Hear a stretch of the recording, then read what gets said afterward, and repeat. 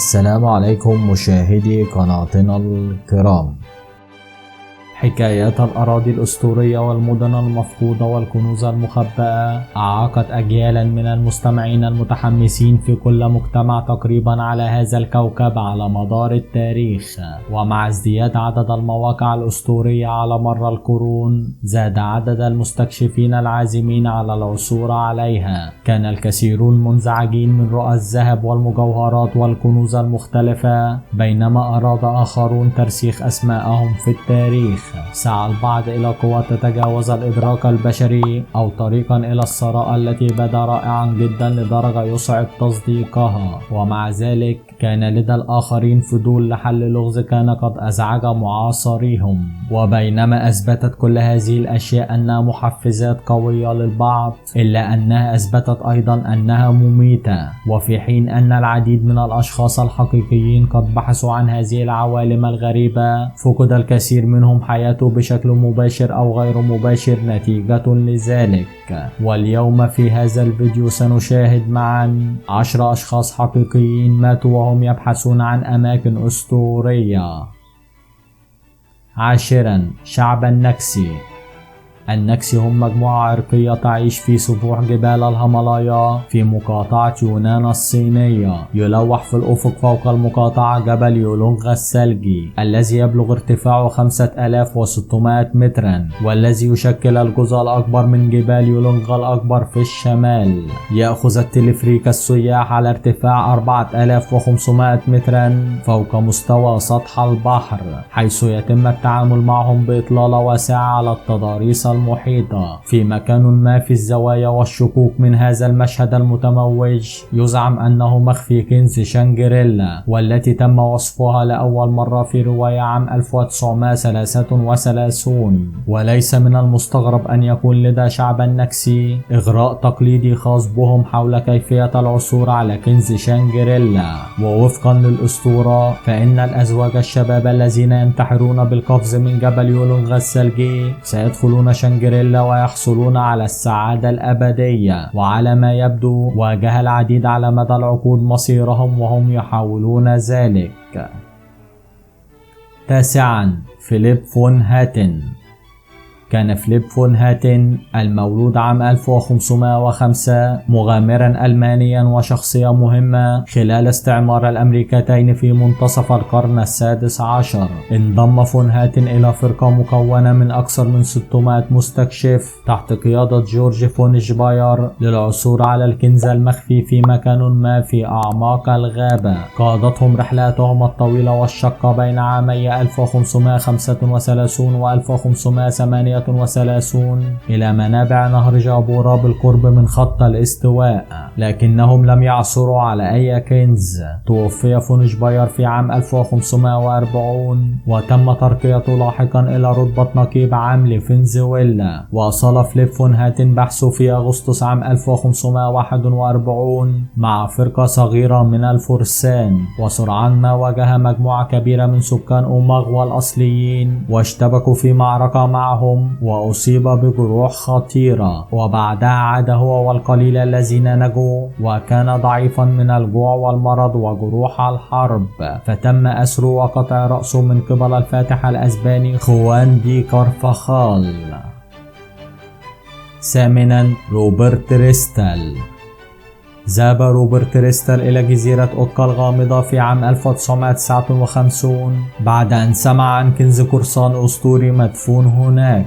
زعمت قصص أخرى أن الجزيرة كانت تحتوي على جواهر ماري أنطونايت ومخطوطات شكسبيرية أصلية ومصنوعات دينية نادرة. وزعم أن هذه الأشياء وضعت في سلسلة من الأنفاق المفخخة التي تم بناؤها فوق مجاري، وكان من المفترض أن تغمرها المياه إذا تم العبث بها. وكان قد توفي رجلان سابقا بالفعل أثناء بحثهم عن الأنفاق الأسطورية. أصيب أحدهما بحروق شديدة عندما انفجرت آلة غلاية بمضخة المياه، وسقط الآخر حتى وفاته عندما انزلق الحبل الخاص به. وصل روبرت ريستل للتنقيب بعد فترة وجيزة مع شريكه كريلي وابنه المراهق وفريقه. وفي 17 من أغسطس عام 1965 كان يعمل على سد مجرى تصريف مياه الأمطار عندما بدأ محرك معيب في ملء العمود بأبخرة كبريتيت الهيدروجين السامة. حاول ابن روبرت ريستال إنقاذه لكنه فقد وعيه أيضا. نزل شريكه كيرلي وعاملان آخران لإنقاذهم، لكن واحدا فقط من العمال خرج حيا. فقد مات ريستال وابنه وشريكه والعامل الآخر.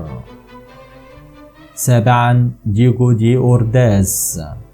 كان دييغو دي أورداز مستكشفا وجنديا أسبانيا، ولد حوالي عام 1480، وقد أصبح معروفا بشكل خاص بصلابته، وصعد عبر الرتب بعد أن أصبح أول أوروبي إلى جانب 2 من الرفاق تسلقوا ثاني أعلى بركان في المكسيك بطول 5426 مترا. منح الإمبراطور تشارلز الخامس لدييغو الإذن باستخدام شعار النبالة المزين بالبركان في عام 1525، وخلال تلك الفترة عاد إلى الأمريكتين، وأصبح في النهاية حاكم باريا في المنطقة الشرقية من فنزويلا. وفي أواخر عشرينيات القرن الخامس عشر بدأ المستكشفون الشروع في رحلات استكشافية إلى داخل فنزويلا بحثا عن مدينة غامضة مليئة بالذهب. وعند سماع ذلك ديجو بدأ استكشافه لنهر أورينوكو الوحشي في عام 1531 على أمل العثور على أرض الثروات، وتمكن من السفر إلى ما وراء مصب نهر ميتا، لكن لسوء الحظ أجبر على العودة بعد أن أثبتت المنحدرات في أوتوريس أنه لا يمكن التغلب عليها. عند عودته إلى منزله عام 1532 دخل في صراع مع حاكم ترينيداد،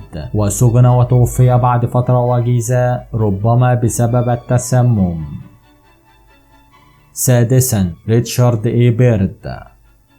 كان ضابط البحرية الأمريكي ريتشارد إي بيرد مستكشفا عالميا ورائدا في مجال الطيران. قاد حملات استكشافية عبر المحيط الأطلسي والمحيط المتجمد الشمالي وهضبة أنتاركتيكا. خدم خلال الحرب العالمية الأولى، حيث تدرب كطيار في عام 1917 قبل ترقيته إلى رتبة ملازم بعد عام. خلال هذا الوقت طور شغفا حقيقيا بالطيران، وكان له الفضل في العديد من التقنيات التي غيرت مسار الملاحة الجوية. وفي عام 1926 كان أول من طار فوق القطب الشمالي وعاد بطلا إلى وطنه. واصل بيرد قيادة 3 بعثات استكشافية إلى القطب الجنوبي في أعوام 1928 و1934 و1939. وفي الستينيات من القرن الماضي كتب الدكتور ريموند برنارد كتابا غريبا بعنوان الأرض الجوفاء.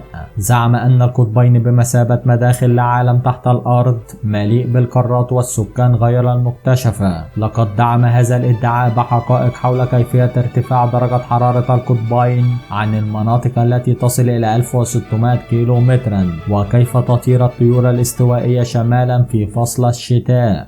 قام ريتشارد إي بيرد هو وزملائه بالبحث عن الأرض الجوفاء المذكورة في الكتاب، لكنه توفي بعد فترة وجيزة من كسور القلب الاحتقاني الناجم عن درجات الحرارة الباردة، في حين أن معظم المؤرخين قد اعتبروا هذا الأمر على أنه مؤامرة.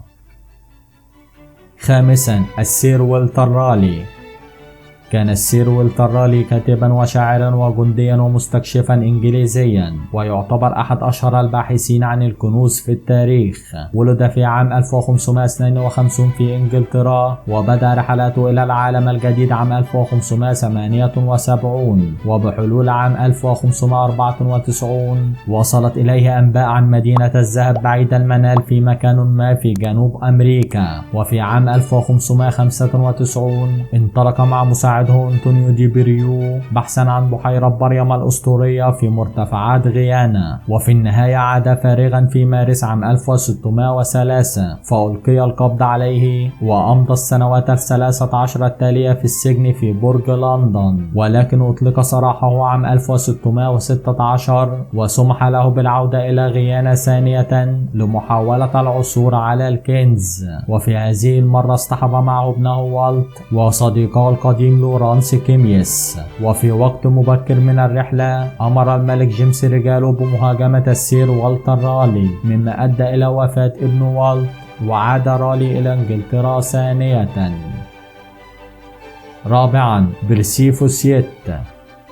كان الكولونيل برسيفوس يتم مساحا بريطانيا وعالم آثار وجغرافيا ورسام خرائط، فقد كان مصدر إلهام للعديد من أشهر مغامري هوليوود بما في ذلك إنديانا جونز. انضم إلى الجمعية الجغرافية الملكية في عام 1901 لدراسة حرفة رسم الخرائط، ثم عين لاحقا في الخدمة السرية البريطانية في شمال أفريقيا. كانت أول رحلة استكشافية له إلى أمريكا الجنوبية في عام 1906 لرسم خريطة للغابة على حدود بوليفيا والبرازيل. وبحلول عام 1914 بدأ فوسيت في صياغة أفكار بناء على بحثه حول مدينة أسطورية مفقودة. وفي عام 1925 قاد فريقا من 3 رجال في منطقة الغاب ماتو غراسو للعثور على المدينة المفقودة، وللأسف فإن ال3 اختفوا في ظروف غامضة لم يسبق لها مثيل.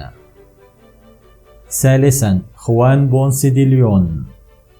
كان خوان بونس دي ليون مستكشفا وفاتحا اسبانيا ارتبط منذ فترة طويلة بسعيه للحصول على ينبوع الشباب الاسطوري. ولد في عام 1474 وجاء لأول مرة إلى الأمريكتين في سن 19 في الرحلة الاستكشافية الثانية لكريستوفر كولومبوس. كان يدرس سريعا في الشؤون العسكرية والسياسية، وأصبح مسؤولا إقليميا كبيرا في أواخر العشرينيات من عمره. وقد حصل على إذن لاستكشاف جزيرة بورتوريكو المجاورة في عام 1508 وعين لاحقا أول حاكم لها. وفي عام 1513 شرع في المزيد من الاستكشافات ووصل إلى ساحل فلوريدا. وفي رحلته الأخيرة إلى فلوريدا في عام 1521 تعرض بونس دي ليون وأتباعه لهجوم من قبل محاربي كالوسا، وقتل عندما أصابه سهم مسموم في فخذه.